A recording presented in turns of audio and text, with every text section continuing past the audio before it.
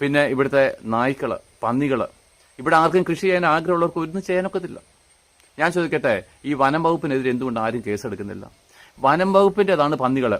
അതെന്താണ്? വന്യമൃഗമാണ്. ആ പന്നികളെ അവർ പിടിച്ചോണ്ട് വനത്തിൽ പോട്ടെ, അവരതിനെ കൊണ്ട് വനത്തിൽ വിടട്ടെ, അല്ലെങ്കിൽ അവർ തന്നെ അതിന്റെ കാര്യങ്ങൾ ചെയ്യട്ടെ. വനം വകുപ്പുണ്ടെന്നും അതിന് ഉദ്യോഗസ്ഥന്മാരുണ്ടെന്നും പറഞ്ഞിട്ട് ഈ പന്നികളെ നാട്ടി പിടിച്ച പന്നികളും പട്ടികളും പിടിച്ച് എത്രയോ സ്കൂട്ടർ യാത്രക്കാരനാണ് മരിക്കുന്നത്. ഇവിടെ ഗവൺമെന്റുമില്ല, ഇവിടെ ഭരണവുമില്ല, ഇവിടെ ഉദ്യോഗസ്ഥന്മാരുമില്ല, വക്കീലുമാരുമില്ല, ഇവിടെ ജഡ്ജിമാരുമില്ല. ഇവിടെ യാതൊരുവിധ കൈത, ഓരോരുത്തരും കുത്തഴിഞ്ഞൊരു ജീവിതം. സുവിശേഷകനാണ് ഞാൻ. എന്നാൽ സുവിശേഷകന് സമൂഹത്തെ പറ്റിയുള്ളൊരു അറിവുമുണ്ട്. ദൈവം കാണിക്കുന്ന ദർശനങ്ങളെപ്പറ്റി അവരോട് അറിയിക്കേണ്ട ഒരു ഉത്തരവാദിത്വമുണ്ട്. ഞാൻ വീണ്ടും പറയുന്നു, കേരളം കഠിനമായിരിക്കുന്ന പട്ടിണിയിലേക്ക് പോകുന്നു.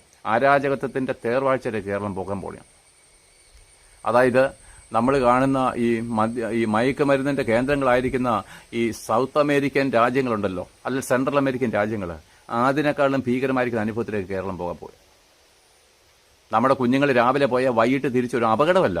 ആരെങ്കിലും കുത്തി കൊല്ലുമോ വെടിവെച്ച് കൊല്ലുമോ എന്ന് പോലും നിശ്ചയമില്ലാത്ത അരാജകത്വത്തിലേക്ക് കേരളം പോകാൻ പോകുക. കാരണം എന്താണെന്ന് അറിയാമോ? ഇവിടുത്തെ സാമ്പത്തിക വ്യവസ്ഥിതികൾ.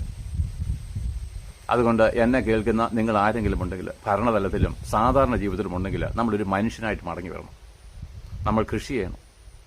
നമ്മളെന്താണ് കരുതണം. നമ്മുടെ കേരളത്തിൽ ഞാൻ നിങ്ങളുടെ ഒത്തിരി പേര് എന്നോട് പറഞ്ഞു, ഒരു ഗൾഫിൽ നിന്നൊക്കെ പോയിട്ട് വന്നിട്ട് ഒരു ചെറിയ കോഴി ഫാം തുടങ്ങാൻ തുടങ്ങി. ഒരു 10-30 കോഴിയെ വളർത്താൻ തുടങ്ങിയപ്പോൾ എന്താണ്, നമ്മുടെ എല്ലാ ഉദ്യോഗസ്ഥന്മാർക്കെല്ലാം പൂട്ടിക്കുന്ന പരിപാടിയുള്ളൂ. അതിനുള്ള സോഴ്സ് കണ്ടെത്തുവാനോ അതിനെ മുമ്പോട്ട് ഉത്സാഹിപ്പിക്കാനല്ല. എന്ത് പ്രശ്നമുണ്ടെങ്കിലും പൂട്ടിക്കുക. കഴിഞ്ഞ ദിവസം ഹോട്ടലിന്റെ പറ്റി പറഞ്ഞു, ഞങ്ങൾ ഇന്ന് 15 ഹോട്ടൽ പൂട്ടിച്ചു. ഇതാണ് ഉദ്യോഗസ്ഥന്മാരുടെ സാക്ഷ്യം. ഞങ്ങൾ ഇന്ന് 15 ഹോട്ടൽ പൂട്ടിച്ചു. ഞാൻ ചോദിക്കട്ടെ, ഇവിടുത്തെ ഫുഡ് അധികൃതരോട് ഞാൻ ചോദിക്കട്ടെ, അല്ലെങ്കിൽ എന്താണ് ഇങ്ങനെ ഫുഡ് ഇൻസ്പെക്ടറോട് ഞാൻ ചോദിക്കട്ടെ, ഇങ്ങനെയുള്ള അധികാരികളോട് ചോദിച്ചോട്ടെ, ഒരു ഹോട്ടലിൽ എത്രമാത്രം നാറിയ സാധനം വിറ്റാലും നിങ്ങൾ അറിയുന്നില്ല. അറിയുന്നുണ്ട്, നിങ്ങൾ കമ്മീഷൻ മേടിക്കുക, നിങ്ങൾ കൈക്കൂലി മേടിക്കുക. ആരെങ്കിലും കംപ്ലൈന്റ് ചെയ്യുമ്പോൾ അല്ലെങ്കിൽ അവിടെ ഭക്ഷണം കഴിച്ചാൽ ചാകുമ്പോൾ നിങ്ങളൊന്നത് പൂട്ടിക്കുക.